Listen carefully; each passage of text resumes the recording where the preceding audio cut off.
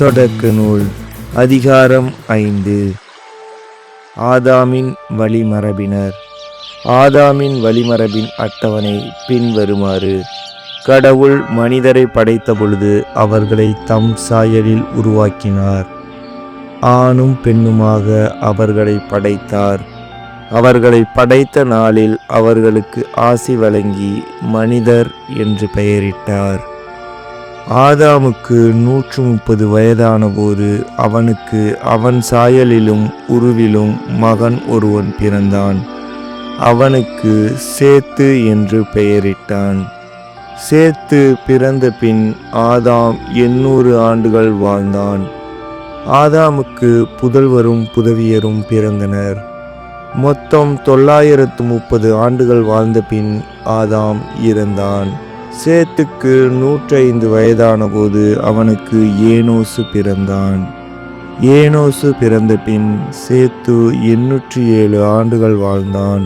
சேத்துக்கு புதல்வரும் புதவியரும் பிறந்தனர். மொத்தம் 912 ஆண்டுகள் வாழ்ந்த பின் சேத்து இறந்தான். ஏனோசுக்கு 96 வயதான போது அவனுக்கு கேனான் பிறந்தான். கேனான் பிறந்த பின் ஏனோசு 815 ஆண்டுகள் வாழ்ந்தான். கேனானுக்கு புதல்வரும் புதவியரும் பிறந்தனர். மொத்தம் 905 ஆண்டுகள் வாழ்ந்த பின் ஏனோசு இறந்தான். கேனானுக்கு 70 வயதான போது அவனுக்கு மகளலேல் பிறந்தான். மகளலேல் பிறந்த பின் கேனான் 840 ஆண்டுகள் வாழ்ந்தான். கேனானுக்கு புதல்வரும் புதவியரும் பிறந்தனர். மொத்தம் 910 ஆண்டுகள் வாழ்ந்த பின் கேனான் இறந்தான். மகளலேலுக்கு 65 வயதான போது அவனுக்கு எரேது பிறந்தான். எரேது பிறந்த பின் மகளலேல் 830 ஆண்டுகள் வாழ்ந்தான். மகளலேலுக்கு புதல்வரும் புதவியரும் பிறந்தனர். மொத்தம் 895 ஆண்டுகள் வாழ்ந்த பின் மகளலேல் இறந்தான். எரேதுக்கு 162 வயதான போது அவனுக்கு ஏனோக்கு பிறந்தான். ஏனோக்கு பிறந்த பின் எரேது 800 ஆண்டுகள் வாழ்ந்தான். எரேதுக்கு புதல்வரும் புதல்வியரும் பிறந்தனர். மொத்தம் 962 ஆண்டுகள் வாழ்ந்த பின் எரேது இறந்தான். ஏனோக்குக்கு 65 வயதான போது அவனுக்கு மெத்துசேலா பிறந்தான். மெத்துசாலா பிறந்த பின் ஏனோக்கு 300 ஆண்டுகள் கடவுளோடு நடந்தான். ஏனோக்கிற்கு புதல்வரும் புதவியரும் பிறந்தனர்.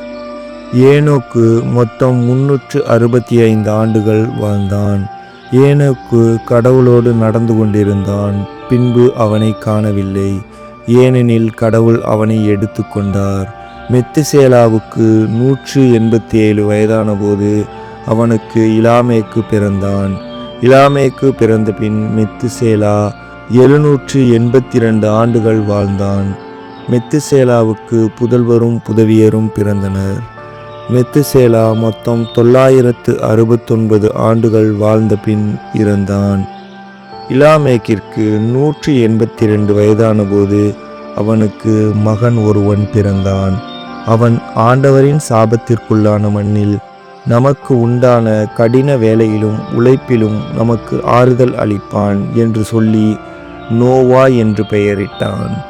நோவா பிறந்த பின் இலாமேக்கு 595 ஆண்டுகள் வாழ்ந்தான். இலாமேக்கிற்கு புதல்வரும் புதல்வியரும் பிறந்தனர். இலாமேக்கு மொத்தம் 777 ஆண்டுகள் வாழ்ந்த பின் இறந்தான்.